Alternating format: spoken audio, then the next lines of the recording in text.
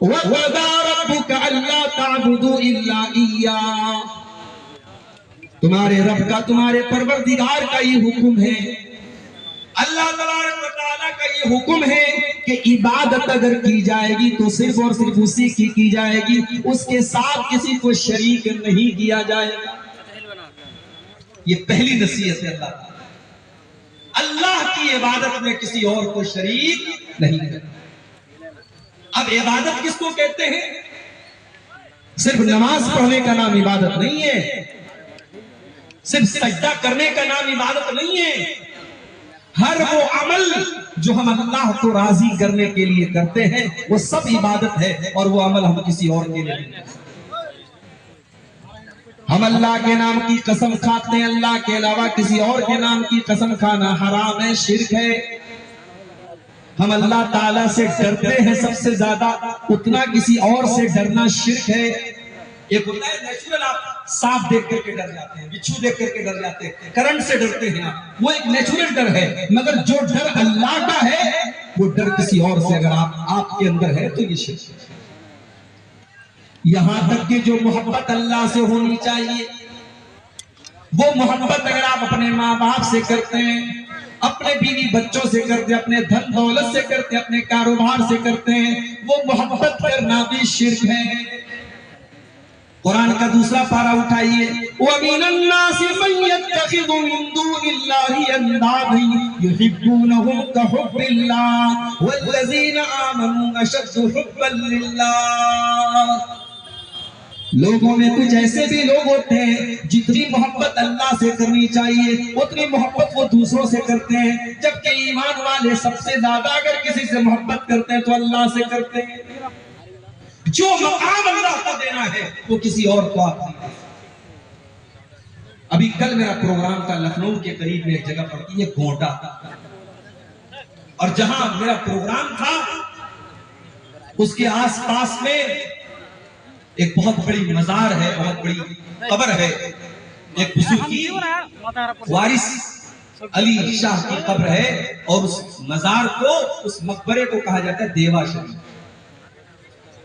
ہر سال دیوا شریف کی اس قبر کے اوپر عرس ہوتا ہے، اور 3-4 دن بلکہ 1 ہفتے تک عرس ہوتا ہے، اور آپ یقین کیجئے وہاں باقاعدہ طوائفیں آتی ہیں اور ناچتی اور گاتی ہیں اسی مزار کے بغل میں۔ یہ سارا میلہ ہوتا ہے، یہ کس کے نام پر ہو رہا ہے؟ اسلام کا۔ یہ مسلمان کر رہا ہے، کسی قبر پہ جا کر کے سر جھکا رہا ہے، کسی بزرگ کے آگے جا کر کے سر جھکا رہا ہے، بے اولاد مانگنے کے لیے جا رہا ہے، بیمار شفا کے لیے جا رہا ہے۔ کتنی لڑکیاں ہیں، کتنی عورتیں ہیں، ان کو کہا جاتا ہے صاحب ان کے اوپر جنات سوار ہے، اور وہ علاج کے لیے ان قبروں اور مزاروں پہ جا رہا ہے۔ مولانا الطاف حسین حالی نے 100 سال پہلے کہا تھا، کرے غیر گر بت کی پوجا تو کافر، کرے غیر گر بت کی پوجا تو کافر، کواکب میں مانے کرشمہ تو کافر، جھکے آگ پر بہر سجدہ تو کافر، جو ٹھہرائے بیٹا خدا کا تو کافر، مگر مومنوں پر کشادہ ہے راہیں، پرستش کریں شوق سے جس کی چاہیں، نبی کو جو چاہیں خدا کر دکھائیں، اماموں کا رتبہ نبی سے بڑھائیں، مزاروں پہ جا جا کے نظریں چڑھائیں، شہیدوں سے جا جا کے مانگے دعائیں، نہ توحید میں کچھ فرق اس سے آوے، نہ اسلام بگڑے نہ ایمان جائے۔ مسلمان تعویذ پہن رہا ہے تب بھی پکا مسلمان، مسلمان قبر پہ جا کے سجدہ کر رہا ہے تب بھی پکا مسلمان، اپنے بچے کے سر پہ ہاتھ رکھ کے بچے کی قسم کھا رہا ہے تب بھی پکا مسلمان ہے۔ میرے بھائیوں، اگر کوئی چیز شرک ہے تو چاہے وہ ہندو کرے، چاہے وہ عیسائی کرے، چاہے وہ مسلمان کرے، شرک ہے تو وہ شرک ہی رہے گی۔ مسلمان کے کرنے سے شرک توحید نہیں بن جائے گا اور وہ چیز صحیح نہیں ہو جائے گی۔ مجھے معلوم ہے آپ کی شیرسا بادی برادری الحمدللہ 100% کتاب و سنت پر چلنے والی برادری، یہ پوری قوم اہل حدیث قوم ہے، مگر آپ کے اسی سیمانچل کے علاقے میں اور آپ کی اسی قوم کے اندر جہالت کہہ لیجئے، اگیانتا کہہ لیجئے، علماء سے دوری کہہ لیجئے، بہت سارے ہمارے بھائی اور بہنیں آج شرکی عمل کرتے ہیں۔ بچوں کے گلے میں تعویذ بھی کسی کسی گھر میں پہنا جاتا ہے، کسی کسی گھر میں محرم، کسی کسی علاقے میں محرم پر تعزیہ تک نکل چکا ہے آپ کے علاقے میں، اور بہت سارے ایسے کام لوگ کرتے ہیں جہالت کی وجہ سے جو توحید کے خلاف ہے۔ پہلی نصیحت اللہ تعالیٰ کی یہی ہے کہ عبادت اگر ہوگی تو اللہ تعالیٰ شرک نہیں کرنا ہے۔ اللہ تعالیٰ سارے گناہوں کو معاف کر دے گا، شرک کو معاف نہیں کرے گا۔ اللہ نے قرآن میں اعلان کر دیا ان اللہ لا یغفر ان یشرک بہ ویغفر ما دون ذلک لمن یشاء۔ اے میرے بندو، ہم تمہارے سارے گناہوں کو معاف کر دیں گے مگر شرک ہم معاف نہیں کر سکتے۔ اچھا شرک کیوں معاف نہیں کرے گا اللہ؟ کیونکہ شرک بے وفائی ہے۔